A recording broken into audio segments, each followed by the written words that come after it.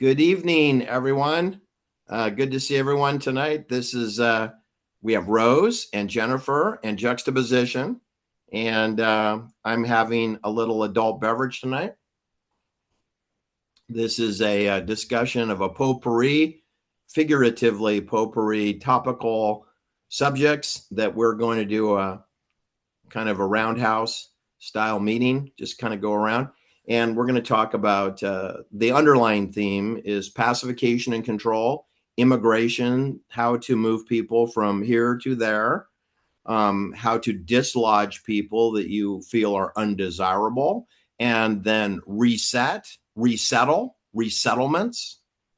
We'll talk about settlements and resettlements. Can even talk about resettlements. That's areas that have been repopulated multiple times. Sort of like hypothecation, rehypothecation, and rehypothecation. Those are banking terms for using the same collateral to secure multiple loans, which is, of course, fraud. It's criminal fraud. Banks do it all the time, and nobody says anything about it. All right, so how's everyone tonight? Jennifer, how are you? Great, thank you. How are you? I'm fine, thank you. And Rose, how are you tonight? Good, thank you. Okay, so let me pass the baton over to Jennifer to kick us off on what's a good topic to start our show tonight. Well, I was thinking about your posts on Timothy Leary and how he got up before impressionable young people in the 1960s and said, tune in, turn on, and drop out. And I can imagine their parents were horrified. But he was very powerful. And by today's standard, he looks ridiculous. Why would anyone listen to him? But he was very powerful and very influential. And he was just part of a larger scheme of siren call. And he said that right over here by the South Tower. You can see this over here. Behind this tower is the San Francisco Presidio. And if you go half a mile from the Presidio, you'll be at the Polo Grounds in Golden Gate Park in January 1967. And Timothy Leary did blurt out those words: tune in, turn on, drop out. Not far, within a mile of this tower here, the South Tower of the Golden Gate Bridge, which is really amazing that you have a man who's late 40 he's like 49 years old, standing on a stage talking to 18 to 24-year-olds about dropping out. And he goes further. He says, if you're in high school, drop out. If you're in college, drop out. If you're in a postgraduate program at university, drop out. If you're in a junior management program at a corporation, drop out. If you're an executive at a corporation, drop out. I mean, that's pretty bold to be screaming that. And he has Janis Joplin standing beside him, also with Jerry Garcia, and I believe Grace Slick and the Jefferson Airplanes were performing on that stage. That was January 14th, 1967. You should know that just 5 days after that, on Wednesday, this was on a Saturday. It was called the Human Being Festival. And 5 days later on Wednesday, the same Timothy Leary, who was obviously being chauffeured around, he speaks to an auditorium full of UCLA students in West Los Angeles. He gives more or less the same speech to college students going to University of California, LA. So he's making the rounds, and he must be sponsored to do that. It's not his idea. All right, back to you, Jennifer. Well, I think it's important that he made those momentous words in San Francisco, which was the golden place for kids around the country. Kids around the country wanted to go to San Francisco. If he had given that same speech in Iowa City or Rochester, New York, or I don't know, Tampa, Florida, it wouldn't have had the same impact. You know, the staging was very important. And I didn't think of it till you just pointed out where he actually said that. But when I think of those times, I also think of the folk singers and the rock stars. And this got me thinking about the the myth of the Pied Piper. Now, the Pied Piper was a medieval German folk story about a man who has a magic flute, and he goes to a town and he gets rid of all the rats in the town with his magic flute. The rats follow the music and he gets rid of the rats, but the town doesn't pay him. So he's Right. angry. I think he had a deal with the mayor. The mayor agreed to pay him X dollars if he got rid of the rats. And Yes, he did, and they welched. right. He was angry. Right. So to retaliate, he lured all the children of the town with his music. They all followed the music out of the town, like little creatures following him out. And the children were taken to a cave in the woods and never seen again. And the cave, you could argue, stands for the unconscious, or the things that are hidden are the unconscious or whatever. But the point is, the children were lured by the music. And the fairy tales they tell children are really pretty horrifying. I remember being really scared by a lot of these fairy tales. That's a scary fairy tale, but I think it's more for the adults, because it's like, watch your kids, because otherwise they might get lured out by some magic music. And that's what really, Which destroys the town because there's no future. The kids are the future. right. And the future was never seen again. Those kids are not heard from again. So Right. that town is going to turn into a ghost town in a number of years. Now, and Rose has a topic she wants to talk about, which is an earlier version of the same thing. It's always, how do you get people from here to there? And how do you draw a divide? Very important. This affects the Rose story and your story, as the divide between the generations, to have what's called, remember, we created this generation gap of the 1960s. Yes, between the people that are in the establishment and then the anti-establishment movement, which was a psychological operation to make the young people no longer respect their elders, or that their elders were sold out and can't be trusted. Like, you can't trust anyone over 40, or you can't trust anyone over age 30. Remember, you used to hear references that you can't trust the older generation because they're not hip. They don't know what you know. Don't we have that today with Gen Zs? They seem to know how to use Google and Alexas and voice activated systems, but they don't know how to go to a public library and use an index and look up a book, or take out a book, or read a book. They don't know what that's like. They don't know how to add with their fingers or to add in their minds. They have to use a calculator or bark at command at a voice activated system.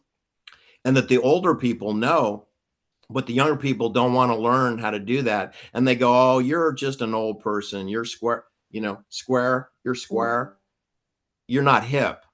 I'm hip. I know how to use the technology. You don't know how to use that. They think you're stupid if you can't, post pictures on a Zoom meeting. They think you're stupid. They really do. If you don't know how to work the technology, they think you're dumb. But think of all the things that the older people know how to do that the young people have no clue. But anyway, so what do you think about that, Jennifer? Can you have some specific examples that you want to talk about? Well, I'll just, you like people to share their personal experiences. Yes, I do. And so I can tell you that my sirens, my Pied Pipers were the folk singers. Joni Mitchell, Judy Collins, Peter, Paul and Mary, Bob Dylan. I like that folk art poetry and James Taylor. But I think Judy Collins and Joni Mitchell and Joan Baez. And I started dressing like them completely. I mean, I wore the long peasant dresses and the beads. And if I was outside, I put a flower in my hair. And And it was fun. And I was imitating sort of an 18th century peasant woman in the woods, right? It's not realistic, but I sort of thought this is the way to go. And Right. it was not that serious, but I was following whatever they did, I wanted to do too. And then that leads you to other bands or music. And if I wasn't tempted to go to Esalen, but if wherever they sang and what they talked about, I started to embrace those values too. And uh, eventually, you just sort of outgrow that and grow up, but not everyone does. And so I know that the Pied Piper song can be quite alluring. And especially if you're an adolescent and you're finding yourself, you can be quite vulnerable to these images or what you think is popular and successful. That's just one example, but um, I think even the Charlie Manson story they were able to put that forth because it was believable the kids would drop out and move to California. Kids by kids, I mean young women, and come up. They would hitchhike, right? They didn't own a car, so you hitchhike. Hitchhiking Right. was really popular. Right. And so the idea, remember, they came up with the idea of the Charlie Manson family. It was never a family, Right. but it was believable because the idea that kids the prepping that had gone into for the years leading up to that. Yes. Because you couldn't have the Manson story be plausible unless you'd prep people since the summer of love, 1967, from January 1967, with Timothy Leary saying, tune in, turn on, drop out, to kids who are between the age of 18 and 24, which would encompass the age of the so-called Manson family, that this is the audience they're prepping with Janis Joplin on the stage and Grace Slick, who are validating and endorsing those words, even though they're only 24, 25 years old. And the man who's saying it, he's 49. He's twice their age. He's like their father. And these young girls are singing on the stage. They're endorsing him because they're on the same stage as him. They're not flipping him off and telling him, get lost, old man. They're not saying that to him. So they're respecting the words. They're respecting the man, and they're respecting his message, right? And I don't think Janis Joplin has a clue what he's talking about. I don't think Grace Slick knows what he's talking about. They just wanted to get a record deal and get a house and a little money in the bank. They're excited because they're getting attention and they're getting transportation paid for. In the case of Janis Joplin, CBS Records or Columbia Records is paying her bills. In the case of Grace Slick, I believe it was RCA who sponsored the Jefferson airplanes. And that's who sponsored all those people, Jimi Hendrix and Neil Young and Crosby, Stills would be Warner Brothers and Universal Music, RCA, and Columbia Records and Capitol Records, which is EMI, the people that brought you the Beatles. They also brought you the Beach Boys. The Beach Boys and the Beatles, same thing. Well, also when you had psychedelic music, like from the Doors or Jimi Hendrix, then that just reinforced the tune in, drop out message. It's like change your consciousness, take drugs, drop LSD, expand your consciousness and be more enlightened, be here now, right? So one thing sort of leads to another, and it's really the disintegration of the psyche, the person, the family unit, the roots, the values. It's all being fractured and undermined. Yes. So I think it's really helpful and worthwhile to go to the past and see what the past can teach us about the present. Rose, what do you think about this? Let's stay on this topic of the 60s and Timothy Leary, or they call it the psychedelic movement because they'll talk about psychedelic drugs like psilocybins, LSD, electroshock treatment was also in play in the laboratories at Harvard and Berkeley and, probably every university. Go on. What is your thoughts? You know what surprises me is how many people did experiment with these drugs. I mean, like, I think of myself in the early 70s, hearing about people taking drugs, and I would never have done that because I wouldn't want to experiment on my body. But these people were so influenced, and it was kind of what you were saying, Jennifer, the Pied Piper, luring them into this web. Okay, they're going to have a new experience. And who knows how these people, these young people, how their brains were affected. And I would say, obviously, on the negative side, not improvement in their quality of life and their capability. But I draw a comparison even now in our present day. I mean, the people that took, for example, that are taking flu shots, girls being influenced to take the Gardasil vaccination. I mean, they're not sexually active, and yet they're being influenced by doctors to take these injections so they don't get sexually transmitted diseases. And they're being lured into this. It's a lie. Okay, it's a lie, really. And how it just continues. It just continues. And how do we break away from it? I mean, I don't know the answer to that. I think there's a few people that have broken away from it that don't follow the mainstream. But I kind of think it's a little bit of, it's kind of like a spell. I see it as a spell, and the music is part of it. The leaders, the fact that Timothy Leary was with Janis Joplin, and I don't know the other artist. I guess it was Joan Baez. Of course, I know her.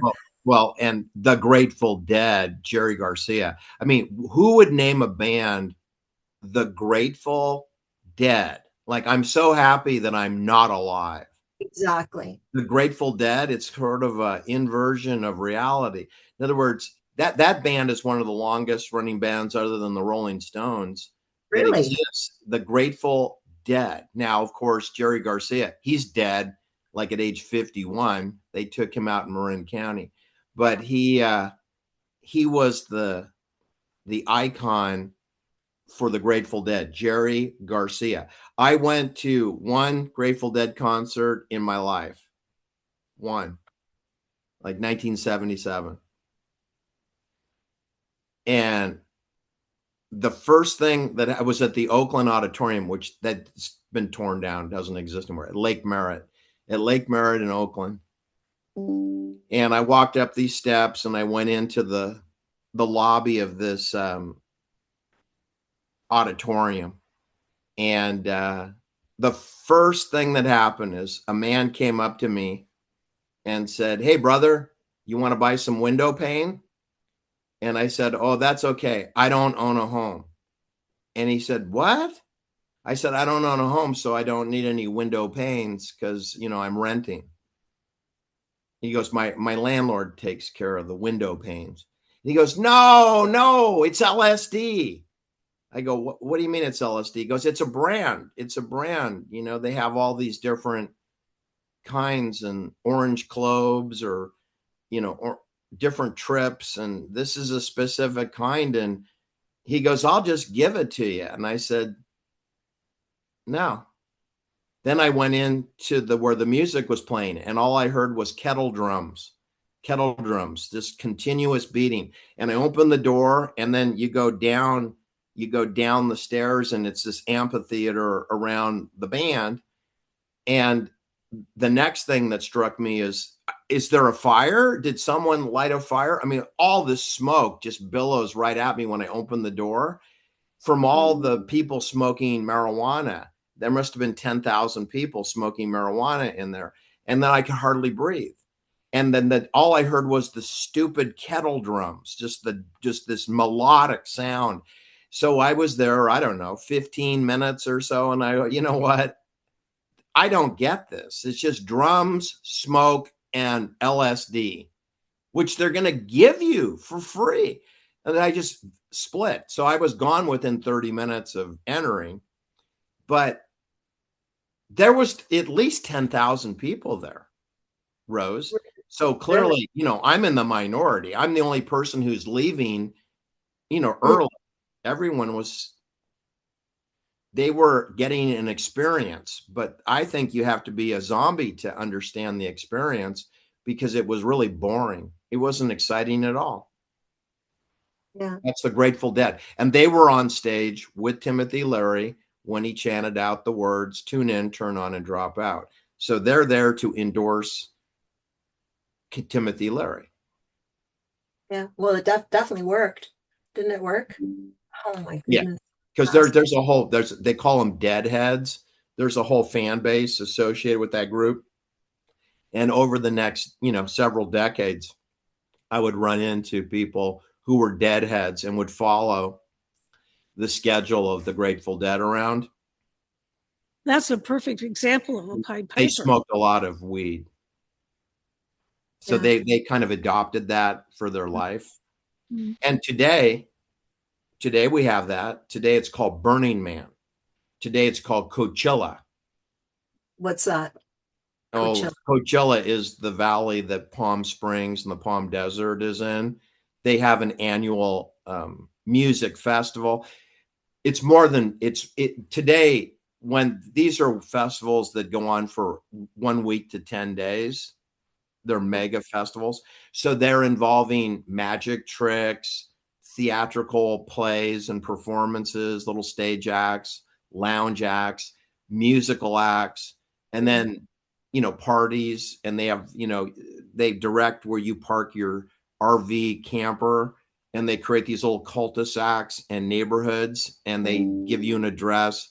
You go here, assign parking, and they create a neighborhood for 1 week or so where you engage in drugs and alcohol and perhaps hallucinogenic drugs and electronics, with all the light. They have light shows, which, as you know, that's a weapon. The photonic weapon system is deployed at these concerts. And the sound is a weapon system also. The ultrasonic pulsing, like I told you about those kettle drums. Well, they can use, soundtracks today. They don't need even a drummer today. They can use the synthesizer, and they can synthesize weaponized sound, melodic, to put you in a Svengali trance without the LSD. They don't even need to dispense the drugs anymore. They can simulate the effect of a psychedelic experience using light, sound, or electric magnetic pulsing of CRISPR, the CRISPR therapeutics, molecular engineering. They can do everything that Timothy Leary required drug dealers to pass things out in the park for free. They can do that now, minus the drug dealers. They don't need the drug dealers. They just do it because of the sound system and the lighting. They can zap everybody. Yeah, exactly.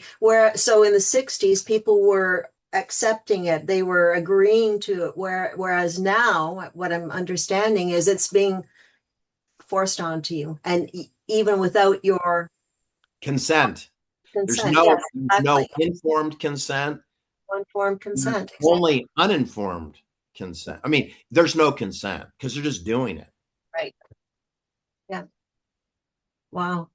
And so, like, what on one end, nothing's changed.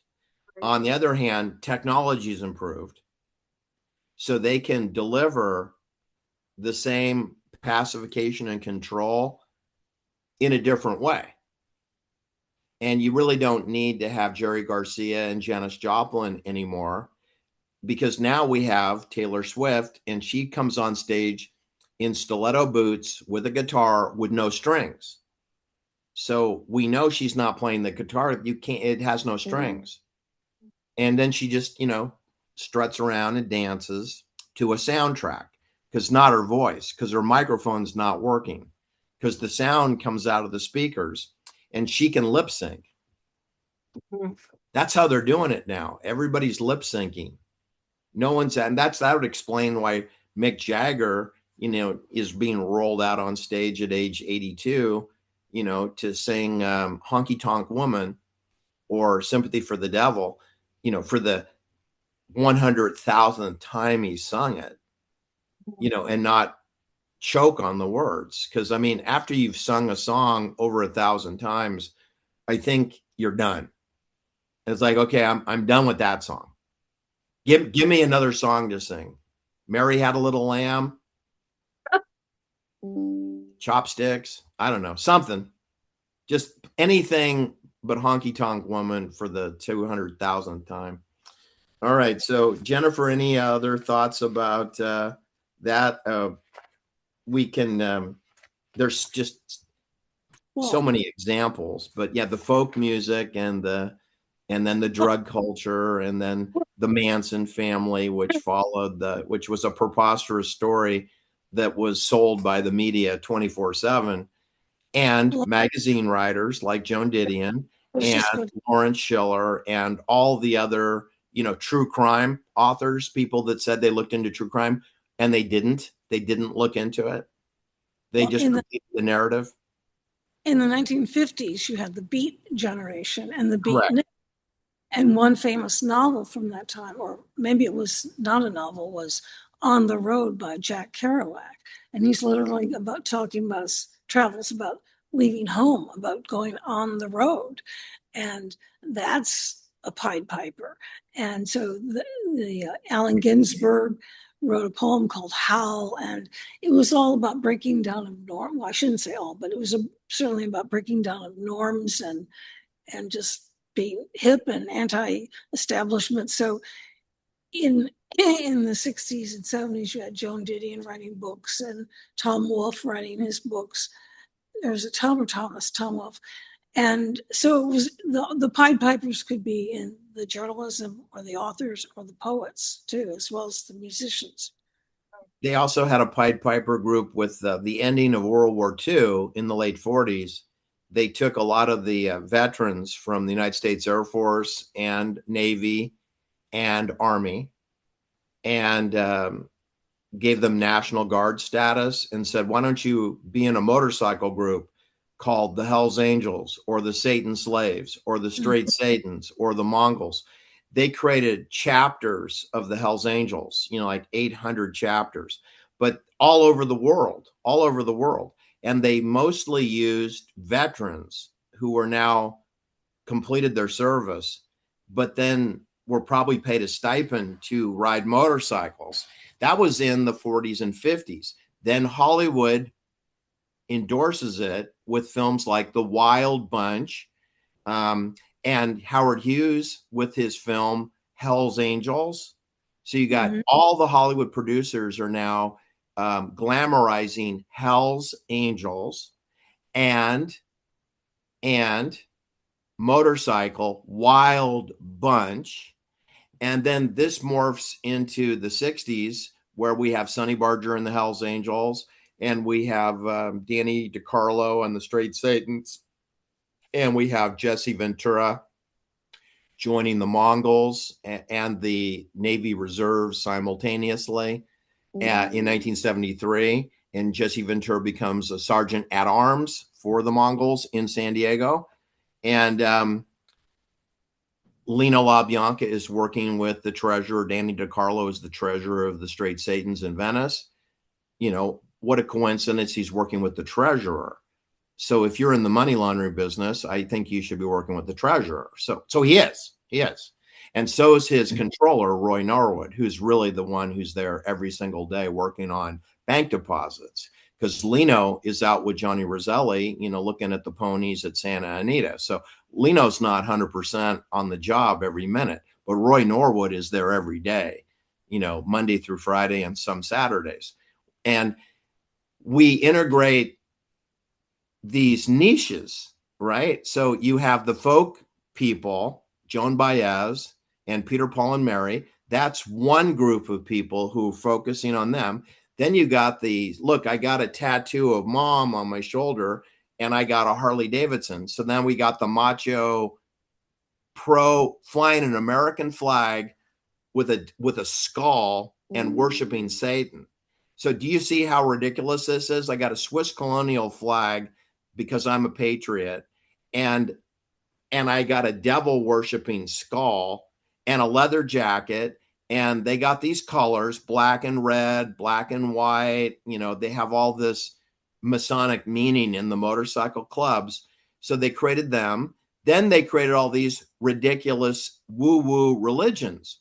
Hare Krishna, Church of Synanon, which poaches Alcoholic Anonymous unemployed people and says, if you sign a 2-year contract, shave your head bald, you can live in our hotel in Santa Monica right next to the Rand Corporation.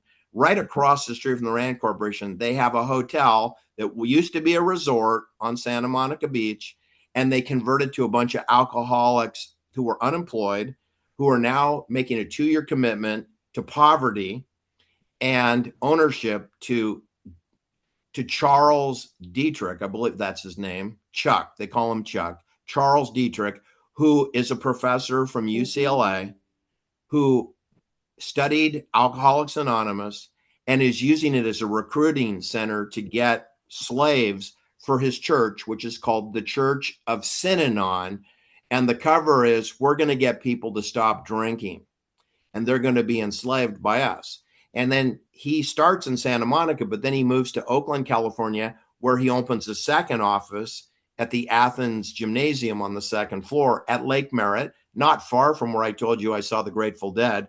They're at the south end of the lake, and the Church of Synanon is at the north end of the lake near Fairyland.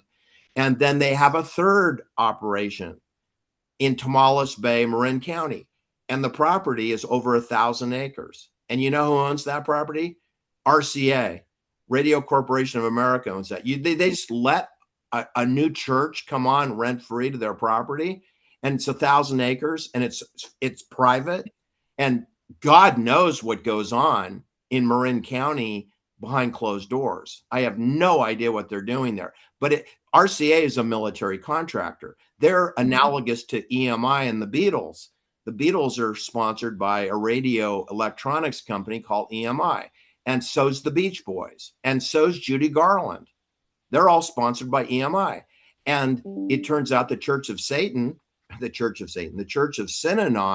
is sponsored by RCA, which is kind of the same thing.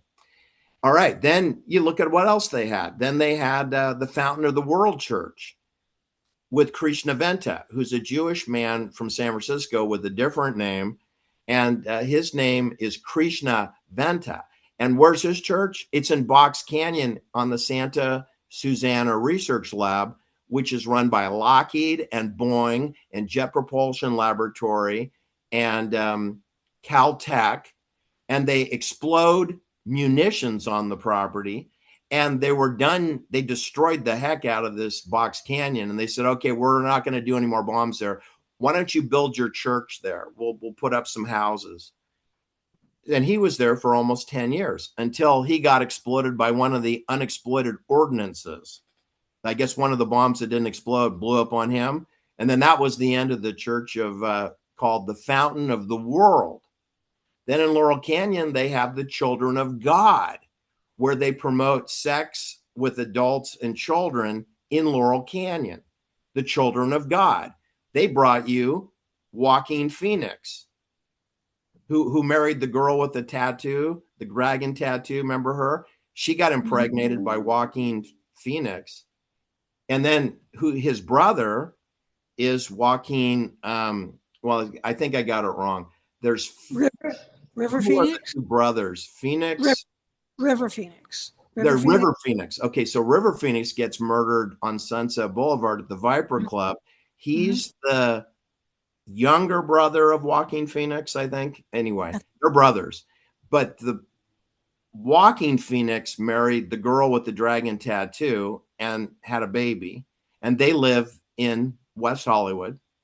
They live near Lena LaBianca's murder, actually, if you want to be real specific.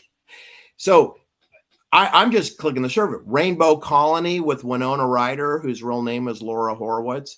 That's another People's Temple with Jim Jones. Those are all going on simultaneously with the Esalen Institute. So the Esalen Institute is not a religion, but it does many of the same things that the Hare Krishnas do.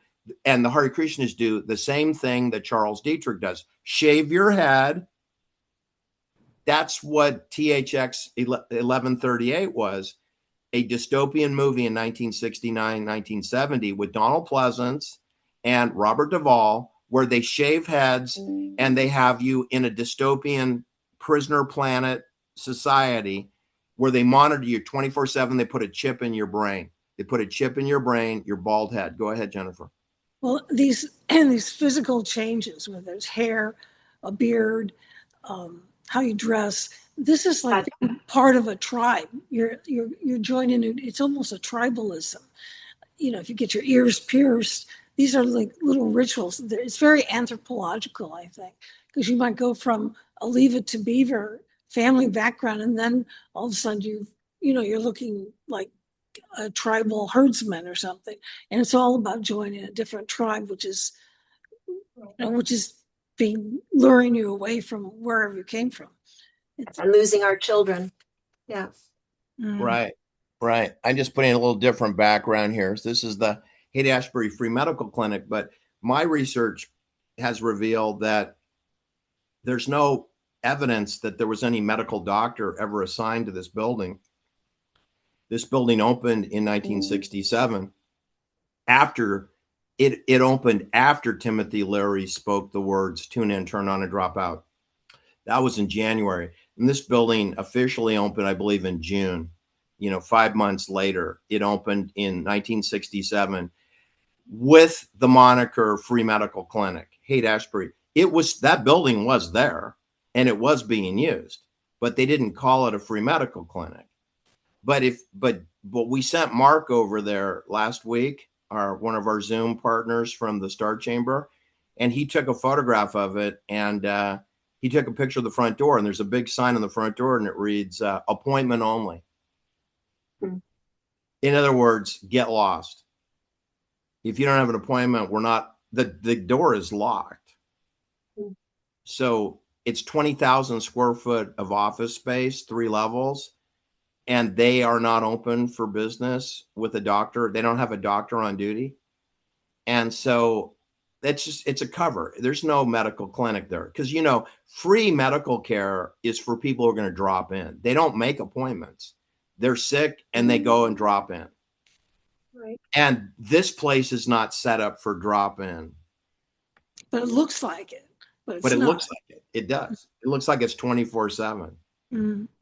Anyway, that's part of the deception of tune in, turn on, drop out, because when Timothy Leary uttered those words, ladies, we had mandatory conscription for the Vietnam War. So if you actually believe in Timothy Leary and you were a student in university and you quit and dropped out, now you're getting drafted and you have a 50% chance of going to the Vietnam War. So he's actually tricking you into joining the army. Oh my if goodness. You actually followed the only person who's so important during the 1960s is Neil Young. And he's important because he's from Toronto, Ontario, Canada. He's not subjected to the Vietnam War draft. He can go around and sing all these songs. And I always wondered, how can you be 21, 22, 23 years old when he's singing Heart of Gold and Down by the River? Aren't you afraid that the draft board's going to pick you up? And then it hit me. He's not an American. They can't pick him up. And he's with David Crosby, who has an exemption also because his father's in the army. And Stephen Stills, they come from military families. And really? Of course, yes. And guess who else? Let's since we're on the subject, let's talk about the other influential person in the 1960s and 70s in Hollywood music production. And of course, that would be Frank Zappa. Okay. This is Frank Zappa Jr. Okay. It's Frank Zappa Jr. Because, there's a Frank Zappa Sr. And you know what he does for a living? He's United States Army biological weapons specialist and mathematician professor who works for the Army and military NATO forces. His father worked at the Edgewood weapons development in Maryland. And he then was moved to Monterey to teach at the postgraduate school. Then he was moved to San Diego for the United States Navy. His father taught at the Postgraduate Naval Academy. And then this kid moved all over the place with the United States Army and Navy. And his father doesn't have a Wikipedia page. His father is a big shot in the United States military and NATO services. And that's why Frank Zappa got a contract to produce music at Universal Music Group, which is who pays the Rolling Stones. He got a gig. I mean, Decca Records was bought by Universal Music Group. That's how he ended up with the same group that the Rolling Stones sponsors. He has no musical talent whatsoever. He has no formal musical training. He played in the high school band on the drum, pounding the drum in the band in San Diego High School. And this guy gets booked on the Mike Douglas show. He appears on, I'm trying to think what big shows. The Tonight Show, but it was before Johnny Carson. Who was the host of the Tonight Show before Johnny Carson? Steve Allen. Frank Zappa, like age 22, appears on the Steve Allen Tonight Show playing a bicycle. He brings a bicycle on and he pounds the bicycle, and we call it music.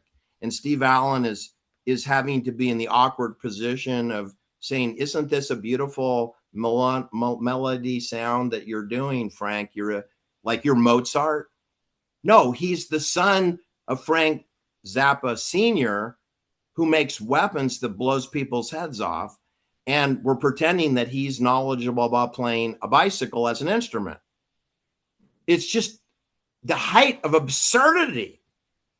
It's a bicycle. It's not a tuba. It's not a cello. It's not a piano. It's a bicycle. I mean, I've ridden bicycles my entire life. It never occurred to me I'm driving around on an instrument. I never thought it was a musical harp. I never thought I was riding a harp. Well, yeah, actually, this now makes me think of what was going on in museums and art, sculpture, and painting during this time. Because when I didn't know this. This is a great story about playing a bicycle. Because do you remember when they would install a toilet in a museum and say this was art? Yeah. And it was like, and then you had the drip paintings, which I kind of like, but you had a deconstruction there's abstract art, and then you had drip painting and everything thrown at the canvas, and that's kind of more disintegration of it's more psychedelic, maybe I'd say. Yes, well, they brought this character in 1958, I think, is when they rolled him out to Hollywood. This is Vito Palinkas, and here he is playing a violin. They set him up with an art studio with his wife and a clothing store. And you know what they did, Jennifer, in West Hollywood? They were near Laurel Canyon, and they were just below like Hollywood Boulevard on the road that takes you up to Laurel Canyon. So they're within a few blocks of where Laurel Canyon and Franklin Avenue are. And they have a clothing store where they're selling tie-dye shirts and the mod thick belts with the big belt buckles and, all of the hippie clothing. But in 1958, they weren't doing hippie clothing. They were doing beatnik clothing. So he started out with beatniks. Then Whiskey A Go-Go was open to bring in the hippie movement. So Vito Palinkas and his wife, it was a husband and a wife, a partnership. They opened an art studio and taught art. This lured in young people who hadn't gone to college but graduated from high school. And it was a live-work home, so they lived there, but they had this big downstairs unit that was for the kids. And these are high school graduates who are learning art. Then they cherry-picked the teenage girls and say, "How would you like to dance? I know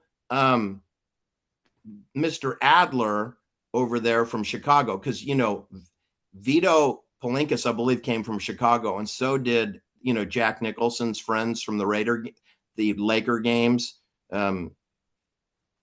You know, I posted this on the footnotes of today's show. Is I can't think of the guy's name now. Adler.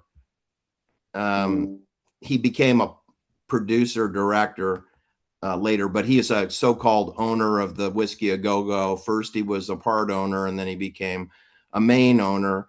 And let me just look it up because I can't remember. There's all these names I've got to know. So Lou Adler.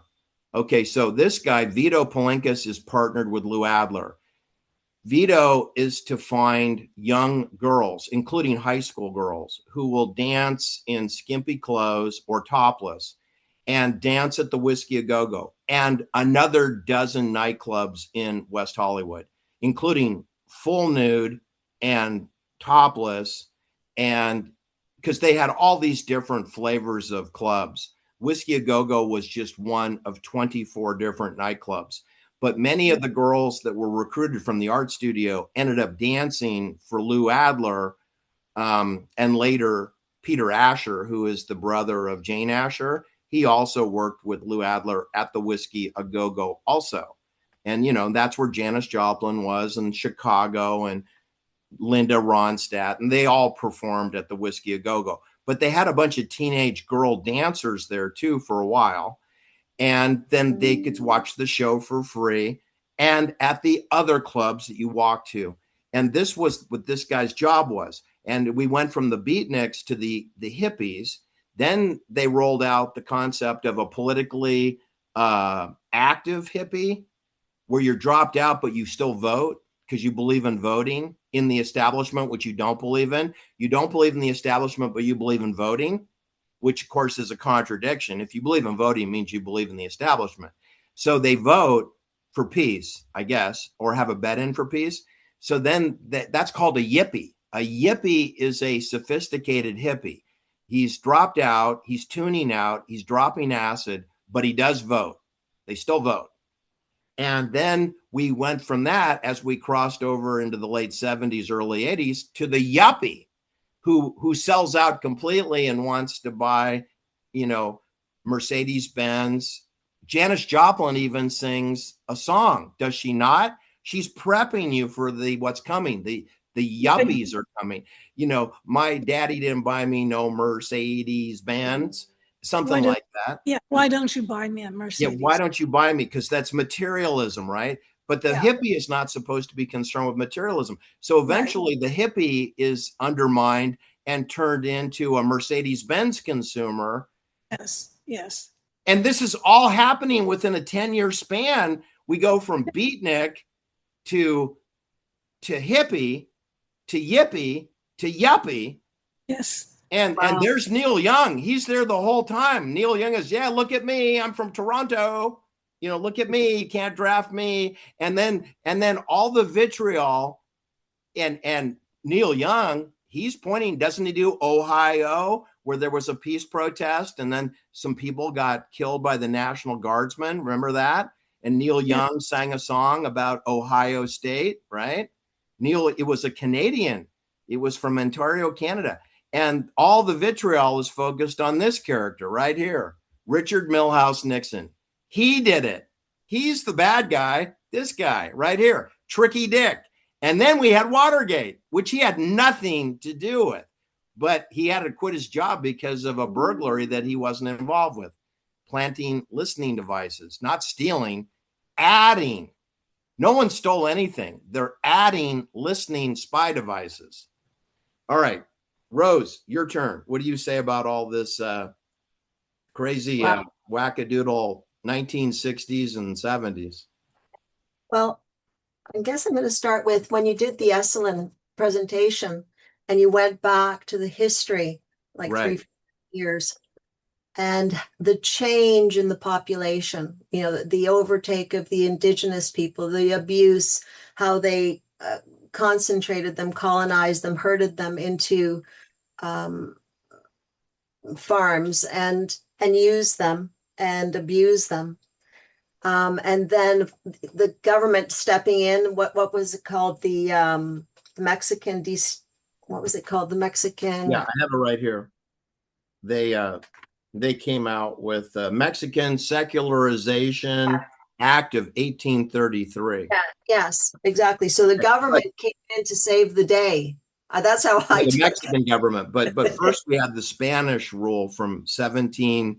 Right, 1768, 1769 is when California was under siege from right. before, long before the so-called American Revolution. The Spanish were already setting up military bases and a 21 mission system. And Yeah. this process went from officially, if you start in San Diego, it began in San Diego. The next step was Monterey. The next step was where the Esalen Institute. Over the hill is Mission San Antonio de Padua, which is a military base today called it's Mission San Antonio and Hunter Liggett and the William Randolph Land Trust, because that property eventually got turned over to the Hearst family, all that Spanish land that was stolen from the Indians. But you should know the period of time of the 21 missions in California was 1769 until 1833, when the Mexicans processed a law called the Mexican Secularization Act of 1833, which freed the Indian slaves from the missions and said, you can stay or go. It's voluntary now. It's not compulsory. But during that period of time, 1769 to 1833, which appears to me to be 64 years, it's a 64-year period. The Spanish were in charge. They performed 87,800 baptisms to convert the native people into Catholicism, Roman Catholics. During that exact period, 64,000 indigent people died, were murdered, killed, done away with. So they killed as many people as they baptized. Okay. And I would call that cultural genocide, because they had a policy they invoked immediately that the little girls of the indigenous people who were living on the mission farm property, they had a bell system, when to wake up, when to eat breakfast, when to go work in the fields, when to take lunch, when to come to mass, when to say your prayers, when to go to bed, on the bell for whom the bell tolls. Girls age 7 or above were removed from their parents, and they were put in a cloistered barracks miles away from their parents, who were enslaved on the farm. So they never saw their parents again. And they called that cloistered living manjarorias. And it was to separate the females from the family so that there would be no influence further from adult supervision of the family. They're destroying the family unit. Isn't that tune in, turn on, drop out, creating a generation gap? Isn't that the Pied Piper coming into the town and extracting the children and leading them into the forest, never to be seen again?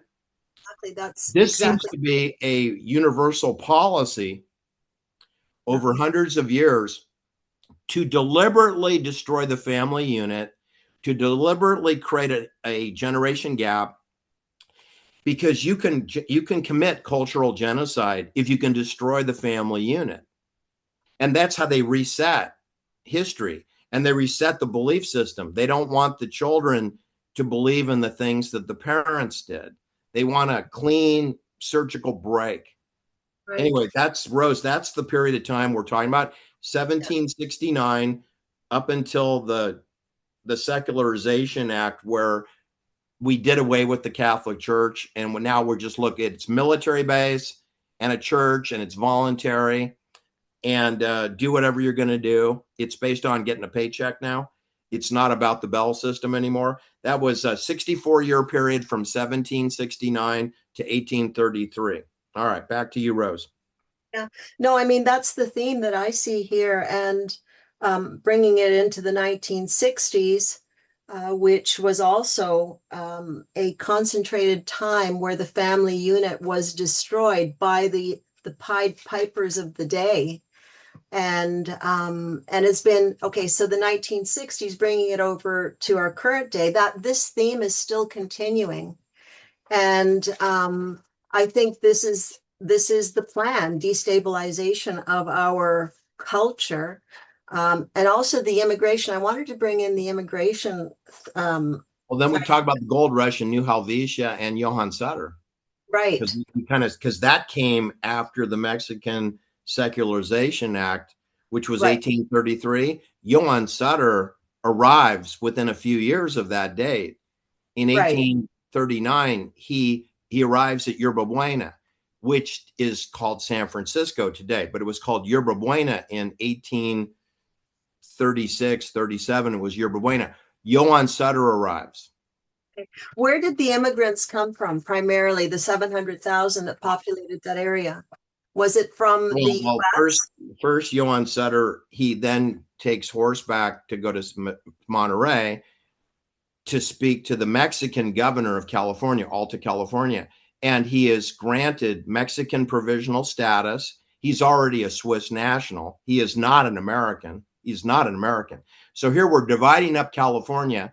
The Mexican governor gives Johann Sutter of Switzerland 49,000 acres, which is 13. 4 plus 9 is 13. 49,000 acres of land, today known as Sacramento, Placer County, Sacramento County. But he gives him 49,000 acres if he'll run the indigent Indians off the or enslave them, build farming, and he'll be considered a Mexican citizen.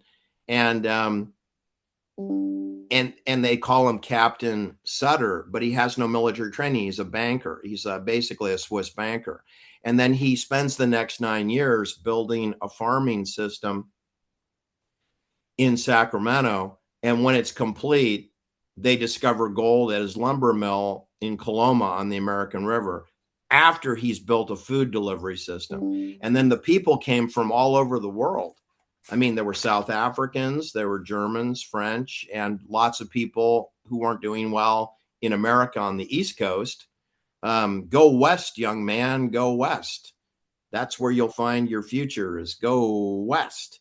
So the gold rush brought between 750 and 1 million people out during the next 10 years or so. And this, of course, just completely obliterated the native people. What few still remained were then became a super minority. That's another way that they take your culture, is they take the indigenous people, like who's living in Toronto today or who's living still in San Francisco, and then you bring in people from China or Asia and from India, and you bring in a couple of million of them, and they dwarf the indigent people who are now have no influence whatsoever, and the culture is changed to these foreigners. The foreigners decide the new cultural restaurants, food, Right. political climate. Well, you know, along that line, the immigrants, I'm going to talk about Canada, I think is the same in the US, but the ones that came after the war, the Germans, the Italians, the Greeks, people from the Baltics, pardon, and the British, yeah, absolutely, And the Irish. and the Irish, yeah. So I saw that influx of people as they were building. Okay, there was an incredible amount of expansion, building. It was a vibrant time. And when I think about the music in the 60s, you know, late 50s, 60s, and I listen to it, I hear energy, I hear promise and future. And it was a really exciting time. And the people that had come, they were builders.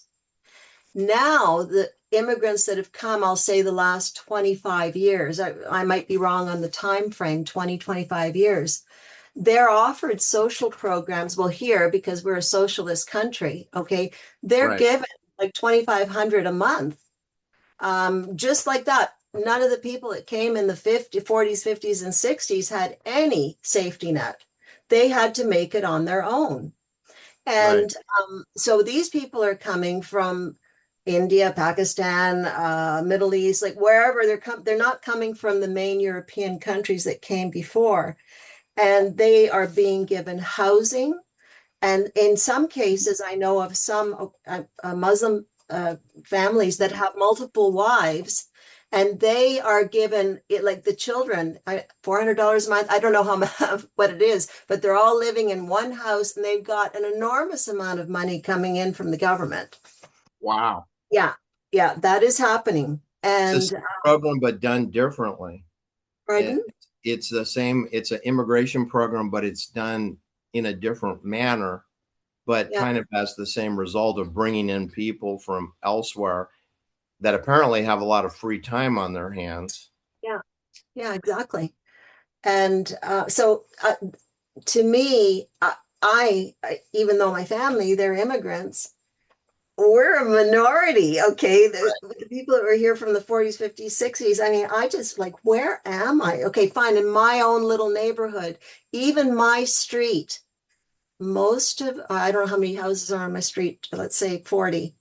Um, Most of them, like I'm definitely a minority on my street. And I do see the culture changing dramatically. Right. Def- and actually, if I could just make a comment, there was something even in the education system. So I've been learning a little bit. My cousin's daughter graduated from law school, and she is articling for the ombudsman. She can't get a job at a law firm, and most of the graduates can't get jobs at the law firms because they're not hiring Okay. university graduates. They're sending the work to India. So yes, they are sending the work to India because it's cheaper. So these university graduates, the number of students graduating, according to my cousin who's a lawyer, is the same last year, the year before, so on and so forth. They cannot get articling jobs because the firms are hiring people from like we are destroying ourselves on. How are these students going to learn? How? I just see a total implosion here, just in that one profession. I haven't looked at the others, but Yeah. No, I mean, lots of people are losing their jobs in all industries. Remember also when they say we're going to the AI, which means we're going to real ID techno enslavement. That's what the AI is not good. The AI is bad. They try to make it sound like it's sliced bread and it's you know, a better cheeseburger, a better mousetrap. It's the end of human civilization as we know it. If you're going to the AI, that means that you can't gain access unless you have a biomedical approval. In other words, they have to authenticate you. Are you really Rose?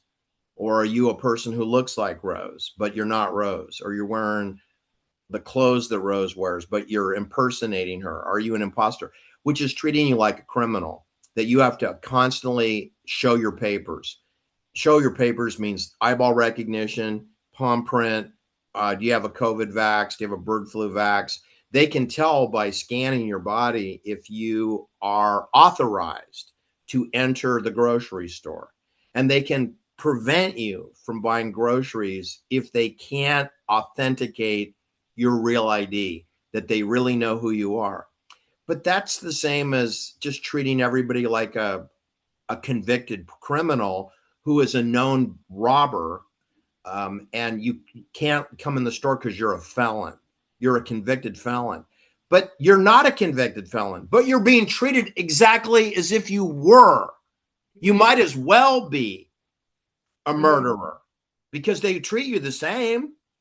right. You can't prove who you are. You're not coming in this store. You're too dangerous. We're concerned with security. Yeah. Just like this guy. Do you want him driving around your neighborhood? This guy right here? I mean, this guy is a walking disaster. And of course, so is his beautiful wife. She's a disaster also. But talk about a criminal team. This isn't Bill and Hillary Clinton. This is Nancy and Paul Pelosi. And he's got a drinking problem, and he drives around in $300,000 high performance cars, Maseratis, and Porsche Carrera Sport, not the regular Porsche, the one that you take to a racetrack, and he plows them into other people's cars with great regularity. And he killed his own brother when he was only 16 years old. He flipped his Porsche then and killed his 19-year-old brother in 1957. In February 1957, on Skyline Boulevard near the Crystal Springs Reservoir, he killed his brother David. And he's 86 years old today. So now it's 70 years later, and he's still crashing into people's cars that are parked. He crashed into a parked car just a few, last month. So in 70 years, nothing has changed. 70 years. It's a miracle he's still alive. But his brother's dead. All right. Well, anyway, this is the crazy wackadoodle cuckoo for Cocoa Pops that you go to law school, get a law degree, then you find out that the business is being outsourced to India. So, like, how dumb do I feel? I just spent years for nothing. I'm not going to get reimbursed. I got no job. I can't have a career. And it's like, why didn't I study electrical engineering? It looks like the only job that's hiring has to do with molecular engineering of people's brains for NATO to be able to French fry people's molecular cellular structure. Go ahead, Jennifer. I would think another Pied Piper siren song is, we're going to give you the cure for cancer. So support this technology. Right. CRISPR Therapeutics from UC Berkeley and Jennifer Doudna's lab. So she's out there giving interviews with Dan Rather saying, this is the greatest thing. We're going to cure viruses, we're going to cure all your diseases. Who doesn't want a cure for cancer, right? So that's just another way to get people to transfer psychologically, intellectually, and medically. You're not moving geographically, but you are, it's just further disintegration. I think the Pied Piper is almost synonymous with disintegration. It's a form of the whole molecular engineering creates cancer. They take perfectly symmetrical human cells and they bombard them with the pulsing of sound and light and magnetic, and they make them asymmetrical. So you take a perfectly legitimate human being and then you put it in a microwave oven and you cook it, and then it'll either die or get cancer because you're destroying their cellular structure. So if you wanted to cure cancer, Jennifer Doudna, shut down your office, just close everything, and then close down NATO and close down all the drones and take no more satellites in orbit and close all the military bases and no more, electrical, and get rid of the smart meters and get rid of the ring cameras and get rid of the LED lights everywhere in your home, on the car, on the street lights. Disable all that crap, because guess what? That all causes cancer. It's a form of molecular engineering. They call it molecular communications so that your cell phone works, but it's communicating with your DNA cellular structure to take it from symmetrical to asymmetrical, which is going to cause defects or disease. So when it's comical to me that they say they're going to cure cancer because they're dominantly creating cancer. And this is what they do: problem, reaction, solution. It's all a lie. Climate change, total lie. Is there a climate change? No. Is the climate different? Yes. It's not because of climate change, which is organic. It's about military modifying weather warfare. It's warfare weaponry by military. That's not climate change. Those are overt attacks upon the citizens of the world. Flooding, mudslides, fires, tornadoes, hurricanes, high temperature, high humidity when there shouldn't be, polluted skies when it should be clean, blue, no blue skies. That's not climate change. That's a war. That's a military assault against the civilians of the world. Then pandemics, there's no such thing as a pandemic. Pandemics are like impossible. You cannot have a pandemic simultaneously around the entire globe within 1 second of each other.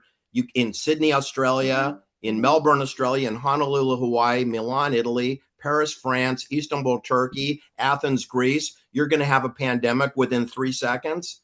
Impossible. But COVID proved doable. But it's only because everybody's got smart meters and cell phones and they can simulate headaches, ringing in your ears, nausea, cancer, the symptoms that Tom Hanks and Rita Wilson gave us from Sydney, Australia to roll out the coronavirus, that it was a really severe flu problem. So now we have to vaccinate every person in the world for something we don't even know what it is, but we have a vaccine. And what kind of science is that? I have a vaccine for something, I'm not really sure what I got. And now they have a vaccine for all future diseases. But you don't know what the diseases are going to be in the future. How the hell can you have a vaccine for someone you don't even know what you're designing the vaccine for? What kind of scientist can sit down like Houdini and got a crystal ball and say, oh, I got this problem, so I will create this vaccine for something that won't happen for 30 years, but I'm ahead of myself.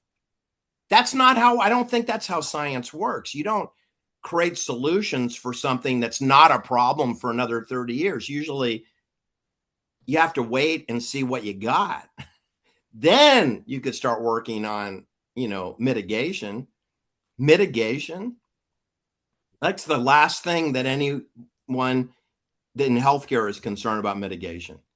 Even if you went to your doctor and you had a high cholesterol, he'll prescribe Lipitor or a generic version of Lipitor, like Apotex or something. But he won't ask you what kind of foods you eat, or, I even had someone who said that they like to eat, steak often and baked potatoes with the sour cream and the cube of butter in them.